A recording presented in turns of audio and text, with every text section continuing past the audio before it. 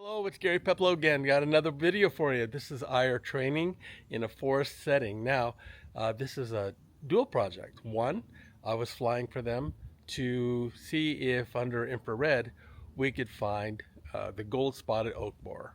So that's going to be an ongoing project and a long term. I'm looking forward to it. But the other thing I did is I got permission to use the video also for search and rescue. So this way, when we are looking in a different setting, maybe we can find people that are lost out there.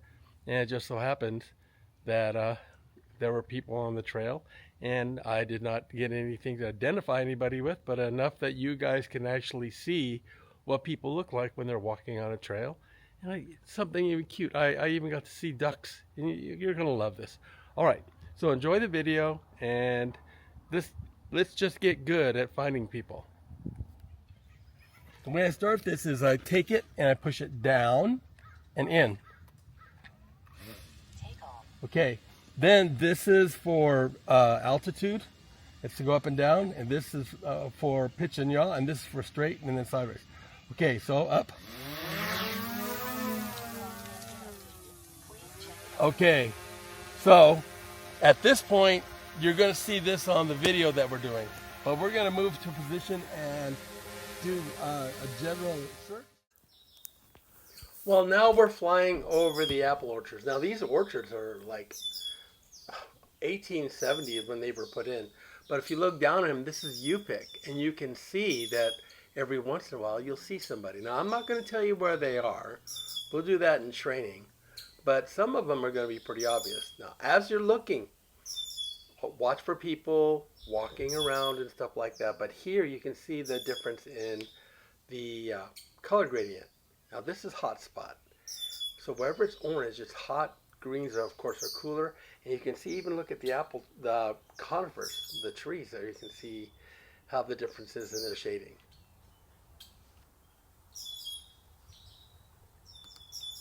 Now coming up and looking at this, you can see it right there. That is a raw image.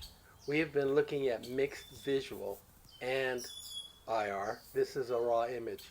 Big difference, and there's the big change. You can see it there.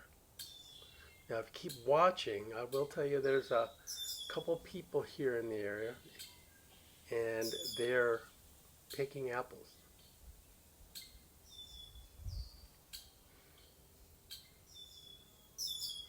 There is one right down there. I don't know if you can see it toward the middle of the screen.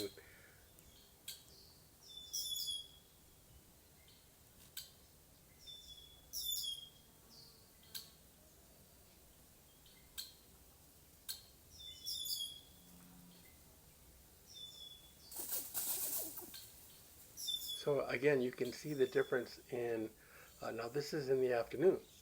And since it's in the afternoon, the blue is all where the sun is going down, and that's the shadow. Now look on there on the left. What do you see coming in there? And I even changed the color gradient to see what it would look like differently.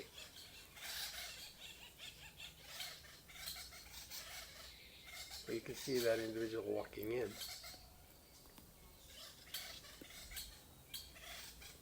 Now in this one, I just wanted to see again, looking over everything, the hot spots, everything else. We're also looking for where people might be. Now on the left, as it comes up, you're going to see the old coot station, but it's a building that someone might take shelter in. And you can see when it comes up here that it's very, very hot on top because it's got black tiles on it. But again, you'll see there it is right there. All right, so now I wanted to show you this. This is important. This could be the terrain we're looking in, and I would say that this would be almost impossible to find somebody unless they are in one of those areas there that are in the gaps. But also, this is a way for you to look at what each different color palette does. And again, look what the sun does to it. You can see on the infrared, you can see how there is still a glare. Now, as we do this again, remember, we're also looking for where people might be. Like, for example, as we come up here, you can see there's a building down there. There's a house at the top there. And so, of course, we would be thinking that someone would take shelter there. It's important just to know the effects of what the environment has, how hot the leaves are. Everything is a big change. When I got away from the glare, look how clear that house came in.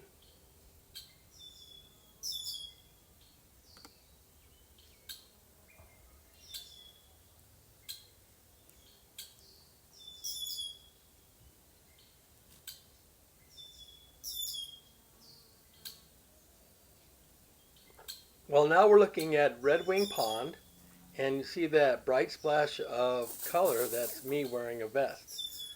Again, this is a mix of infrared and visual. And of course it's blue, one, because there's a lot of vegetation, the water's cold and everything else, but it's also in the shadow. The only thing you see are the tops of the trees that still might be in the sun. But you can see how we look there. You can see Becky next to me. If you look up in the top, you see the ducks playing? Is that cool or what? It's really neat. Now, Becky ended up going investigating, thinking that there might be someone playing up there in the water, but they're not supposed to.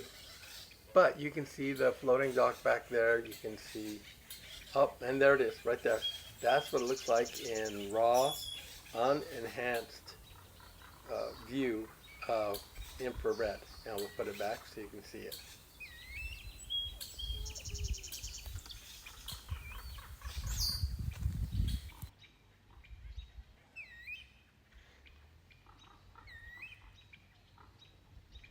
Now we're just going to go up the side. Now that's a dirt road leading up to another orchard, and then it goes over the top of the upper dam.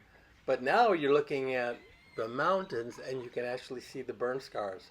If there were trees there, it wouldn't be so hot because they'd be getting the radiation. But because of the burn scar, you can see there looking at both sides, and that was from the gender fire blaze. And we're going to come out and we're going to look at the upper pond. And as we're looking at the upper pond, see, just notice where the heat is coming from. Now we're going to look down, and there it is. You see the ducks there? Now what I find amazing about that, these, of course, they're warm-blooded, but we can see them splashing around in there, and you can even see the energy from the water. Really, really cool. But I thought it was neat to look at the ducks having fun.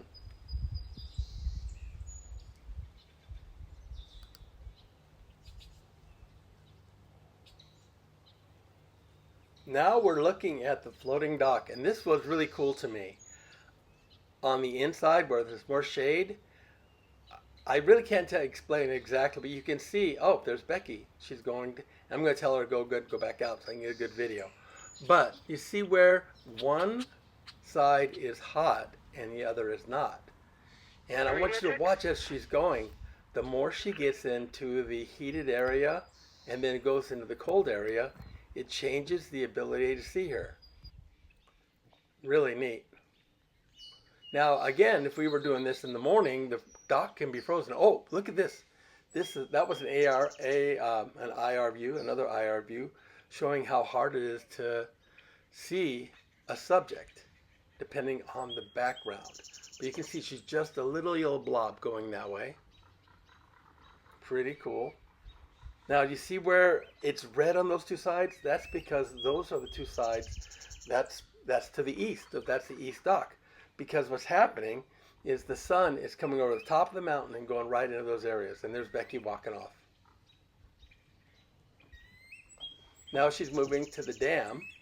You can see her there at the dam. Now I'm going to send her back. I want her to go, and I'm going to change the color palette. But watch. She's going to walk by. See, we're changing color palette, and you can see her right there. But barely see her. And this is also unenhanced. But she sees that there's a family there, and so she goes and tells them what we're doing. So they're not surprised. And the drone, of course, is flying over them.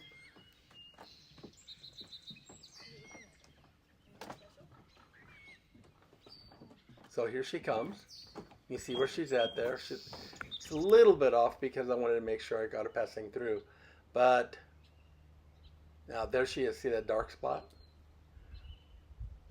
And what's cool is at one point she moves over into the colder part of the dock and you can really see her. Then when she moves back in, it's harder to see her. So just be aware of that. Again, the thing that I think is most important here, this is enhanced, by the way. It's the same view. Oh, it's cold spot, and it's also enhanced.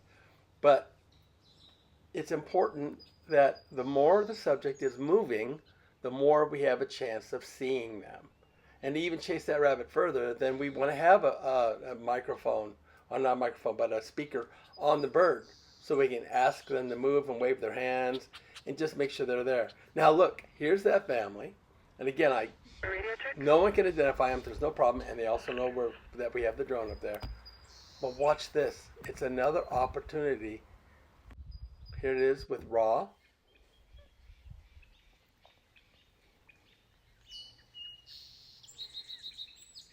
I'm moving the camera so we can see them.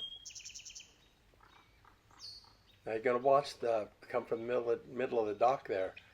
And the child is running, and you can see it. See a child running there. Now, so far, I have not found one that I really like, but it looks like grayscale or a hotspot works pretty good. This is another color palette. This one's called Hot Metal, and we're following them off the dock. And again, I want to make sure you guys know I don't go around spying on people. We told them their drone was there, and we were doing it for search and rescue. So, but we can't identify them. But you can see over here, now look with these people over here, look over on the left. You see that group of people there? And they're moving on. See, and now it's enhanced. So obviously enhanced is better. But at night it's colder. So it's just a matter of perspective and everything else.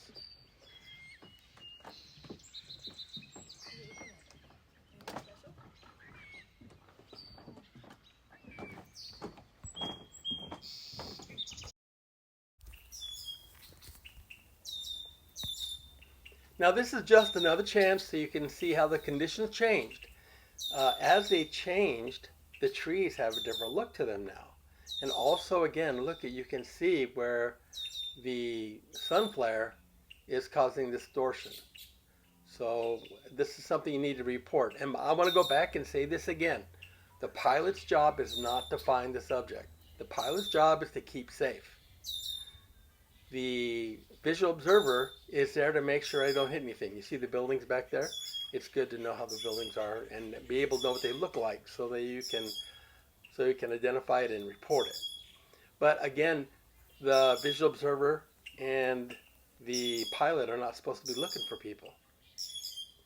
It's the person that is doing the visual job. Now I brought this up right here left on purpose. Do you see how hard it is to sort of like focus in on what you're doing? If you don't have a target, if you don't have something that you're specifically looking at, it's very hard to focus on what you're going to be doing next. But here, this is what I was looking for. So if you tell me to go look for something, it may take me a little bit to get it. So try to remember what you've seen. But here, this is the upper trail. I saw a couple of visitors coming through, and you can see them in both. You can see them on the trail, and you can see them, that first set is just going behind the tree, and the other one's coming behind. You can see right there getting down, ready to go down the boardwalk. But again, it's beautiful. I mean, look at this. You can see where everything cooled off, and look here. I can barely see them. It's the same thing, same palette. The only thing is they don't have a visual light enhanced view of it.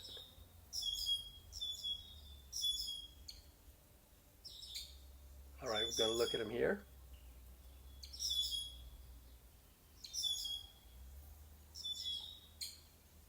Again, look where all the different palettes we're using and all the different ways we can look.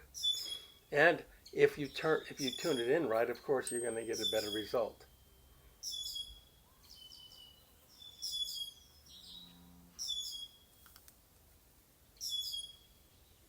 Well, I really think this is absolutely amazing. Now, what we're looking at when we're looking at infrared is we're looking at released. It's not even reflected or refracted. It's just re-released energy.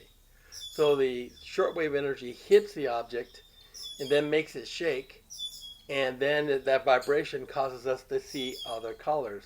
And those colors are light too that are in the spectrum. But you see people moving around down there, pretty cool, right? Again, the building's hot because it's right there where the sun was going down. But it's still hot. You saw this, look at the trees. The shade is gone. Now this is John Trammell. He's the program director over at Wildlands, and we're just playing around, really trying to see if we can find this thing called the oak borer, and we're looking at trees and seeing what we can do to try to stop it. I don't think it's a snag. Now we're at Oak Knoll, and if you look down, you can see that really hot spot, and you can also see it on the other side. That is one of our guests, and again, I can't identify him. Nobody can identify him, so I can show this, but it does show you how you can see people, and there was a bird. How cool is that? That is so neat.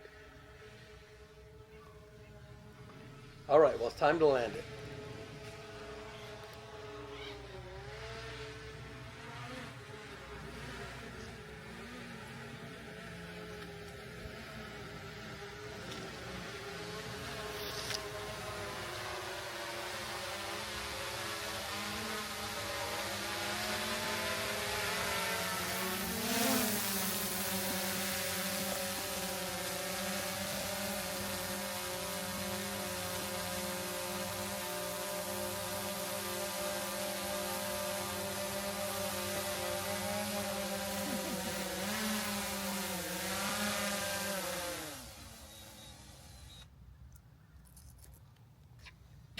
So cool.